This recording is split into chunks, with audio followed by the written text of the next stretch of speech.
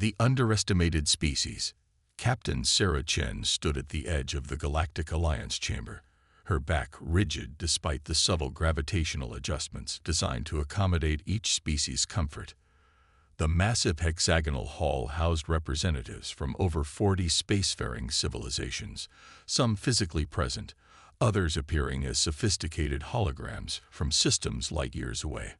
After 5 years as Earth's senior representative, Sarah still felt the weight of humanity's precarious position in this interstellar community. The human wishes to address the Council, announced High Minister Vexlar, the Tlaxian diplomat whose translucent blue skin rippled with bioluminescent patterns. Let us hope brevity accompanies passion this time. A ripple of clicking sounds, the equivalent of chuckles, spread through various delegations. Sarah maintained her composure, having grown accustomed to these thinly veiled insults. Humanity had joined the Alliance just 70 years ago, practically infants compared to species who measured their civilizations in millennia. Distinguished representatives, Sarah began, her voice steady. Earth has completed the antimatter extraction operation on Venus's upper atmosphere.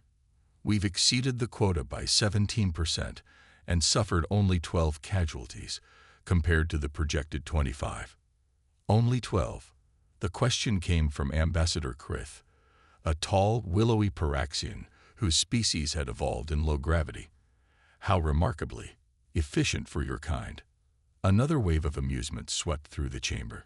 Everyone understood the subtext. Humans were the daredevils of the galaxy, willing to take on missions other species considered too dangerous. It wasn't bravery the Alliance respected, it was utility. Earth's representatives had realized too late that their admission to the galactic community came with an unspoken rule: expendable labor. Earth requests, once again, access to the medical technologies promised in the original treaty. Sarah continued, ignoring the interruption. The advancements would significantly reduce casualties in future operations. High Minister Vexlar's skin flashed patterns of indigo and crimson. The Alliance does not believe Earth has demonstrated sufficient maturity to handle such technologies. Your species still wages internal conflicts. Your emotional decision-making remains problematic. Sarah had heard this excuse for years. The Alliance dangled technological advancements like carrots, perpetually out of reach. Meanwhile, Earth continued accepting increasingly dangerous assignments, hoping to prove themselves worthy of respect that never came. We have fulfilled every mission assigned to us for 7 decades, Sarah said, unable to keep a hint of frustration from her voice. While other species debate risk assessments, humans act. We've earned our place at this table, a place we graciously provided. Ambassador Krith interjected, perhaps out of compassion for such a young species. The conversation might have continued along familiar lines, if not for the urgent message that flashed across Sarah's neural implant. She paused, eyes widening slightly as she processed the information. Is something troubling you, Captain Chen? Vexlar asked, noticing her reaction. Sarah composed herself quickly. I just received word of an unusual discovery on Europa. My science team has uncovered what appears to be an artificial structure beneath the ice, predating human civilization by at least 50,000 years. The chamber fell silent. True silence, not the performative quiet that accompanied human speeches. Sarah felt a shift in the atmosphere, concern, perhaps even alarm, replacing the usual condescension. Vexlar's bioluminescence pulsed in rapid patterns Sarah couldn't interpret. This meeting is adjourned. The High Council will discuss this matter privately. As representatives filed out, Ambassador Krith approached Sarah, towering over her. Captain Chen, the Alliance would appreciate discretion regarding this alleged discovery. There have been many false alarms throughout the centuries. Of course, Sarah replied. Though my team seems quite certain. The energy signatures are unlike anything in our database. Yes, well, human databases are notably limited. Krith's multi-jointed fingers tapped against his ceremonial staff. The High Council will dispatch an investigative team. Your people should secure the site but touch nothing. Sarah nodded, but unease prickled along her spine. Throughout human history, explorers who discovered valuable sites rarely retained control of them for long. 3 days later, Sarah found herself aboard the Persistence, Earth's most advanced research vessel, approaching Jupiter's ice-covered moon. Dr. Aiden Nakamura, the expedition's lead scientist, guided her through holographic projections of their discovery. The structure extends approximately 3 kilometers beneath Europa's surface, Aiden explained, his fingers manipulating the 3-dimensional model. It's perfectly preserved. The ice sheet has protected it from radiation and meteorite impacts. Any idea who built it? Sarah asked, studying the strange architectural elements that seemed to follow mathematical principles, just slightly different from human design. None. It predates every known civilization in the Alliance database we have access to. Aiden hesitated. There's something else, Captain. The structure is active. Sarah looked up sharply. Active. After 50,000 years. Low-level energy signatures, fluctuating in patterns that suggest some form of standby mode. Aiden projected another diagram showing energy pulses, and they've increased since we began excavation, almost as if the structure is responding to our presence. Before Sarah could respond, her communication officer interrupted. Captain, an Alliance vessel has entered Jupiter's orbit. Admiral Zetheril of the Valorian Protectorate is requesting permission to board once we reach Europa. Sarah exchanged glances with Aiden. The Valorians were among the oldest Alliance members, known for their extensive military history and technological superiority. Their sudden interest confirmed her suspicions. This discovery was more significant than they were being told. Permission granted, she replied. Prepare the diplomatic reception protocols.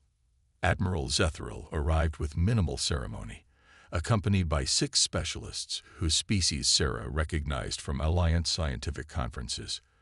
The Admiral himself stood 2 meters tall, his exoskeleton a deep purple that signified his high rank among Valorians. Captain Chen, he greeted her with the formal Valorian salute. The Alliance appreciates your discovery and your cooperation. We're happy to share our findings. Sarah replied diplomatically. My science team has prepared a comprehensive briefing. The Admiral's compound eyes fixed on her. That won't be necessary. My specialists will take over the investigation from this point. Your team should return to your vessel. Sarah felt her jaw tighten. With respect, Admiral, this is a human discovery on a moon within our solar system. We're prepared to work alongside your team. But, Captain, Zetheril interrupted, his voice carrying the distinctive clicking undertone of Valorian authority. This isn't a negotiation. The structure you've discovered may connect to ancient technologies beyond human comprehension. The Alliance protocols for such discoveries are quite clear. Sarah recognized the impasse. She could protest, but the diplomatic repercussions would be severe. Earth needed the Alliance, even with its unequal treatment. They couldn't afford isolation. I understand, she conceded. We'll provide all our research and withdraw to orbital monitoring. Later, aboard the Persistence, Sarah watched the Alliance specialists establish their base around the excavation site. The ship's mood was somber. Another human achievement commandeered by their allies. They didn't even pretend this time, Aiden said bitterly, joining her at the observation deck. Usually they at least maintain the facade of collaboration. Sarah nodded. Whatever's down there has them spooked. Did you notice the equipment they brought? Far beyond standard research gear. I did. Aiden handed her a data tablet. Which is why I kept something from them. Take a look. The tablet displayed readings from their initial scan, but with one element Aiden hadn't shared during the briefing. At the center of the structure lay an anomaly with unique energy patterns. What am I looking at? Sarah asked. The structure responded to our presence, yes, but not equally to all team members. Aiden's voice lowered. It showed the strongest reactions to Dr. Rivera. When she approached certain sections, energy levels tripled. What's special about Rivera? She's completely unmodified. No neural implants, no genetic enhancements. Pure baseline human. Sarah looked up from the tablet, understanding dawning. Most of the research team, like herself, carried standard neural interfaces and minor genetic optimizations, common upgrades for spacework. But Rivera had religious objections to bodily modifications. You think the structure is responding specifically to unaltered human biology? Aiden nodded. And I think the Alliance suspects it too. Look at their team composition. Notice any missing species. Sarah reviewed the landing party and realized Aiden was right. Despite bringing specialists from across the Alliance, not a single member of the team belonged to the newer species admitted in the last 1,000 years. Every specialist represented one of the ancient founding civilizations. They know something about this structure, Sarah concluded. Something they're not sharing with the galactic community. Exactly. And I have a theory about why they're so concerned about humans specifically. Aiden looked troubled. What if humans aren't as young a species as we've been led to believe? Sarah considered this radical suggestion. You think this structure could be connected to human ancestors? That we're older than we know. I think the Alliance might believe that. And they seem very determined to control what we learn about it. A decision crystallized in Sarah's mind. Throughout human history, critical discoveries had altered the course of civilization. She wouldn't let this one be buried in Alliance classifications. Prep a shuttle, she ordered. Small team, minimal equipment. You, me, Rivera, and Chief Walsh for security. We're going back down. The Admiral explicitly ordered. To withdraw our main research presence, yes. Sarah allowed herself a small smile. But as Earth's representative, I have diplomatic reasons to personally inspect the site before fully transferring authority. We'll be gone before they can stop us. Hours later, their shuttle touched down 2 kilometers from the main excavation, using a secondary entrance the initial survey had identified. The ice tunnel descended steeply, illuminated by their equipment's pale blue light. The main power signature is half a kilometer ahead, Aiden whispered, though there was no need for silence in the empty passage. Something about the ancient structure inspired reverence. As they advanced deeper, the walls changed from ice to an unfamiliar metallic compound with faint, flowing patterns that seemed to shift under direct observation. Dr. Rivera led the way, her unmodified presence triggering subtle changes in the environment. Lights activating, pathways clearing. It's responding to you, Sarah observed, as if it recognizes something in your biological signature. Rivera nodded, both frightened and fascinated. It feels like it's scanning me, reading something at a cellular level. They reached a chamber larger than the others, a perfect dome with a central platform. As Rivera approached it, the entire room illuminated, revealing intricate designs across every surface. My God, Aiden breathed. These match human neural patterns, the same branching structures we see in brain imaging. Before anyone could respond, the central platform activated. A holographic projection appeared, not of a being, but of a solar system. Their solar system, but with subtle differences. Earth appeared prominently, but surrounded by structures that had never existed in human history. A voice spoke, not in sound waves, but directly into their consciousness. The language was unfamiliar yet somehow comprehensible, as if the concepts themselves bridged the communication gap. Progeny identified. Genetic drift within acceptable parameters. Activation protocol initiated.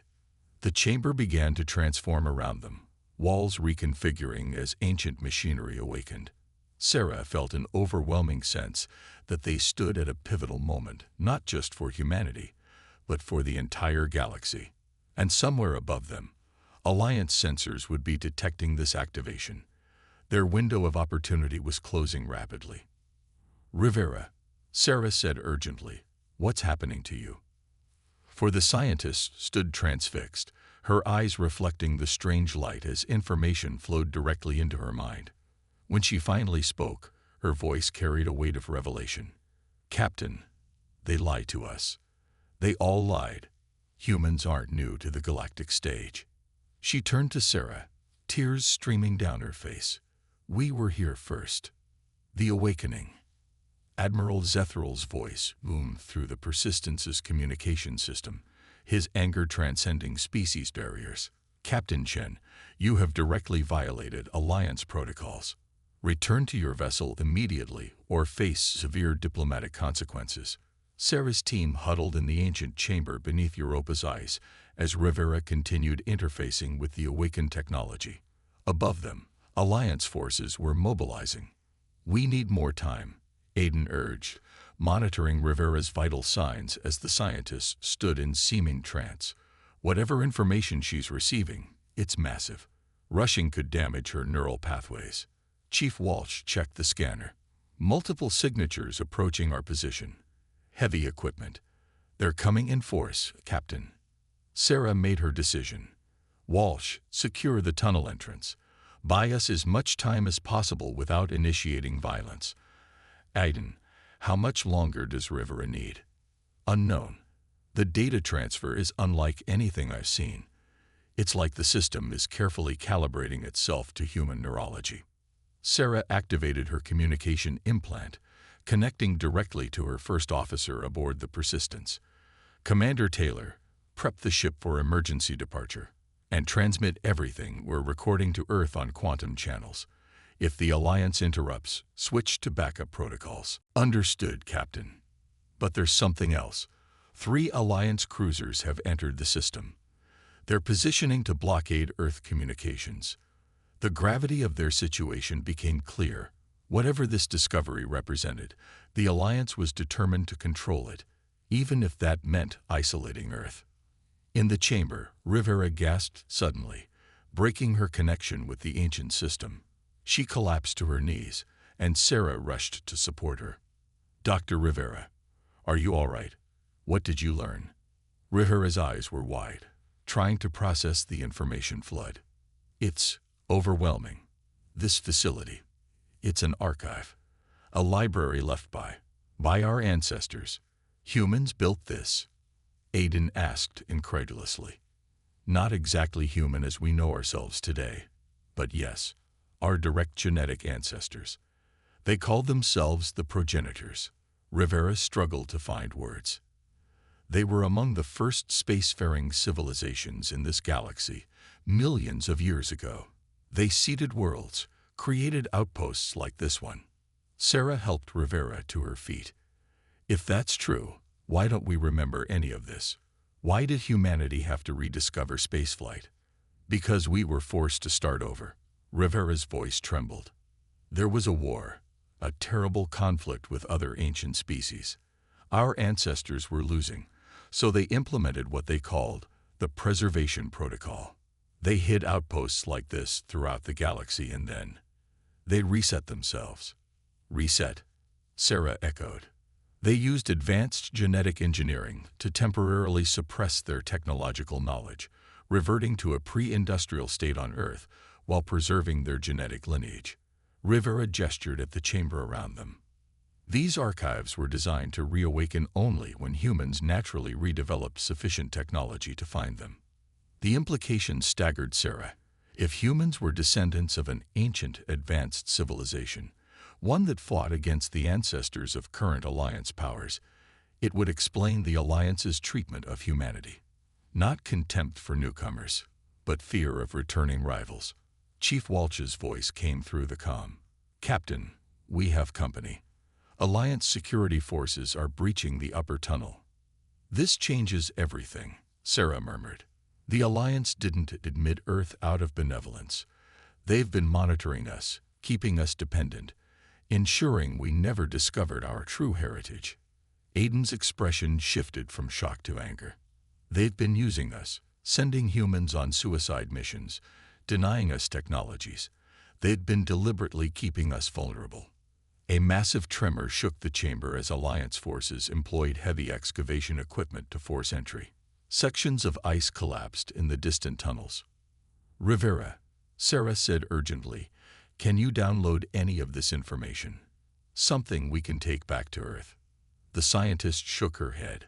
"The system won't allow conventional data transfer. It's designed to interface directly with unmodified human consciousness. That's why it responded to me. She hesitated, but it offered me something else. A key. From the central platform, a small crystalline object rose, no larger than a human thumb, glowing with inner light. Rivera carefully took it. This will reactivate any progenitor facility we find. And there are others, Captain, dozens across our solar system alone, hidden beneath the surfaces of moons and planets. Walsh's voice crackled through again, more urgent. They've broken through. Minutes away from your position. Time to go, Sarah decided. Everyone back to the shuttle. Move. As they raced through the tunnels, the ancient structure began sealing itself, protecting its secrets from the approaching Alliance forces. They reached their shuttle just as Admiral Zethral's security team breached the final barrier. Stop them, the Admiral bellowed, his exoskeleton gleaming under the harsh lights. Do not let them leave with progenitor technology. The shuttle lifted off as energy weapons fired around them, scorching the ice. Chief Walsh took evasive action, his military experience evident in every maneuver as they escaped into Europa's thin atmosphere. Aboard the Persistence, chaos reigned. Alliance cruisers had surrounded the human vessel, demanding immediate surrender of all research materials and personnel involved in the unauthorized expedition. Shuttle docking complete, reported Commander Taylor as Sarah and her team rushed onto the bridge. Alliance vessels are powering weapon systems. They're serious, Captain. Sarah took her command chair, mind racing through options. They couldn't fight their way past 3 Alliance cruisers, but surrendering meant losing humanity's newfound heritage forever. Open a channel to Admiral Zethral, she ordered. The Admiral's face appeared on screen, mandibles twitching with barely contained fury. Captain Chen, you have violated the highest level of Alliance security protocols. Your actions constitute theft of protected technology and unauthorized access to restricted knowledge. Surrender immediately. Sarah met his compound gaze steadily. Admiral, we both know what's happening here. For decades, the Alliance has hidden the truth about human origins. You've kept us dependent, denied us our heritage, used us as expendable assets, all because you fear what we might become if we remembered. You understand nothing, Zethral hissed. The progenitor war nearly destroyed this galaxy. The protocols exist to prevent history from repeating itself. Then why not tell us? Why the deception? The Admiral's exoskeleton shifted colors slightly, a Valorian sign of discomfort. Some knowledge is too dangerous to be freely shared. The Alliance Management Council determined that humanity needed to be guided, for everyone's safety. Guided or controlled. Sarah countered. You've had 70 years to treat us as equals. Instead, you chose suppression. A warning flashed across the tactical display. The Alliance cruisers had target locks on the Persistence's engines and communication array. Final warning, Captain Chen, Zethral said coldly. Surrender the progenitor key and all personnel who accessed the facility. The Alliance will ensure they receive appropriate care. Sarah knew what that meant. Memory alteration, at minimum. More likely permanent detention in some remote facility.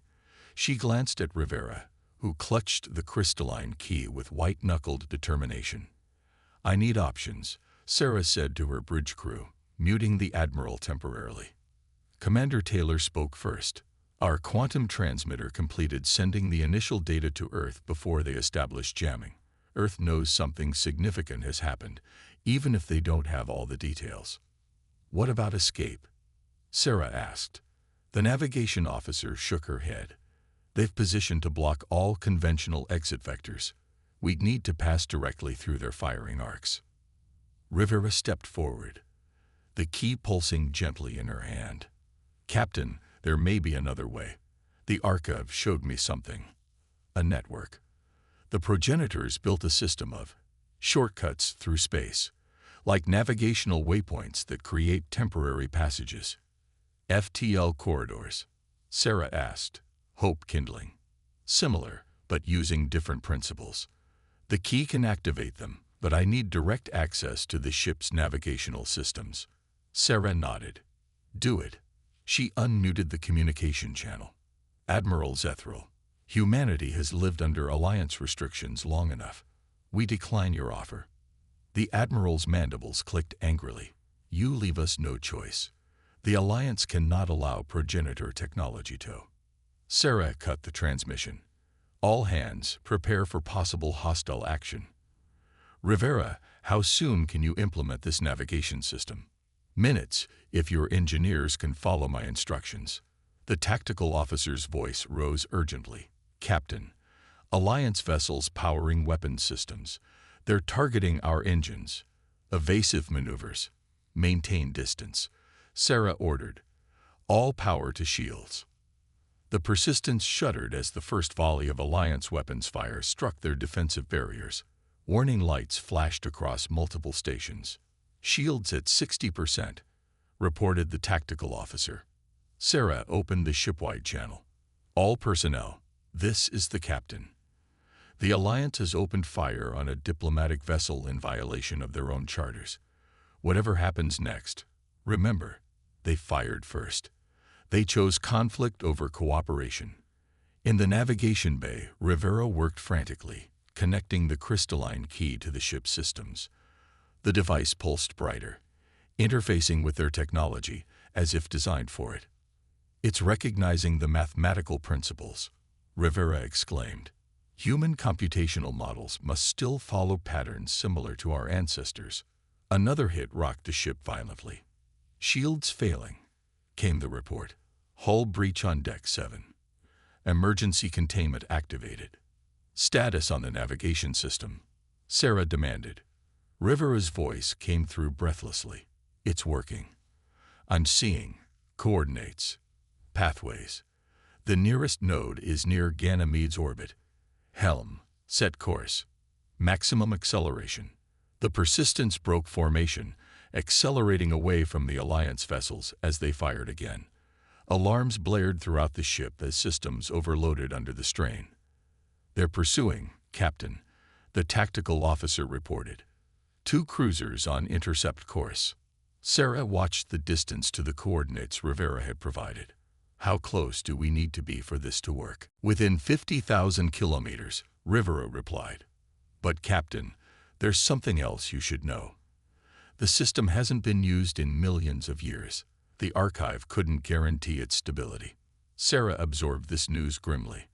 An untested ancient transportation system versus certain capture by the Alliance. The choice was clear. Maintain course, she ordered. All power to engines. The ship thundered beneath them as the propulsion systems pushed beyond safety parameters. On the tactical display, the Alliance cruisers gained ground, their superior engines closing the gap. Distance to coordinates, 100,000 kilometers, reported the helm officer. Alliance weapons locking on again. Sarah gripped her command chair. Everyone hold position. Rivera, prepare to activate the system. Ready on your mark, Captain. 70,000 kilometers. 60,000. The Alliance cruisers fired simultaneously, their combined weaponry tearing through the Persistence's weakened shields. Multiple decks reported damage as systems failed across the ship. Engines hit, cried the engineering officer. We're losing acceleration. 55,000 kilometers, the helm reported desperately. We're drifting into position, but losing control. Sarah turned to Rivera. Do it now. We won't get another chance. Rivera activated the key. For a moment, nothing seemed to happen. Then space itself appeared to ripple around them, as if reality were a pond disturbed by a thrown stone. A shimmering corridor opened ahead of the ship, not a physical structure, but a distortion in space-time itself. All hands brace for unknown transition effects, Sarah ordered as the Persistence drifted into the phenomenon. The universe seemed to stretch and compress simultaneously. Every crew member felt a strange sensation, as if their consciousness briefly expanded beyond their physical forms, touching something vast and ancient. Then, with a flash of light that overwhelmed the ship's sensors, they were elsewhere. The view screen cleared to show open space, but not where they had been. Jupiter and its moons were gone. Instead, Earth hung before them, beautiful and blue against the blackness. "We're home," whispered the helm officer in disbelief. Transition complete. Positioned in high Earth orbit. Sarah stared at the planet below, mind racing with implications. Status report. Engines offline. Life support functional but strained. No signs of pursuit. The Alliance vessels didn't follow us through. Rivera studied the readings from the navigation key. The pathway collapsed behind us. It was designed for single use, a security feature to prevent pursuit. Sarah nodded slowly, then opened a channel to Earth. United Earth Command. This is Captain Sarah Chen of the Persistence. Request immediate secure communication with the Secretary General. Priority Alpha. Transmission acknowledged, Captain, came the reply. Be advised, we've been receiving fragmented data from your quantum burst. Alliance representatives on Earth are demanding your detention upon arrival. Sarah looked around at her crew. Humans who had just discovered their species had a very different history than they'd been taught. A heritage of advanced technology, interstellar civilization, and ultimately, conflict with the very powers that now dominated the galaxy. Inform Earth Command, this is a first contact situation. Sarah replied carefully, but not with a new species, with our own past. The crystalline key pulsed in Rivera's hands, its light steady and unwavering. A beacon of knowledge that would forever change humanity's understanding of its place in the cosmos. And tell them to prepare. Sarah continued, her voice firm with new resolve. The Alliance will be coming in force. They've hidden the truth for centuries, kept us dependent and subservient. That ends today. As the damaged Persistence limped toward Earth, Sarah watched the planet growing larger on the view screen. For 70 years, humanity had sought acceptance from species who saw them as little more than useful tools, expendable assets to be deployed on dangerous missions. Now they understood why. The mocking would end. The deception would be exposed. And humanity would reclaim its birthright among the stars, not as newcomers to be patronized, but as returning veterans of conflicts so ancient they had passed into myth. The war that was coming had begun millions of years ago. And now, at last, humans would have their say in how it ended.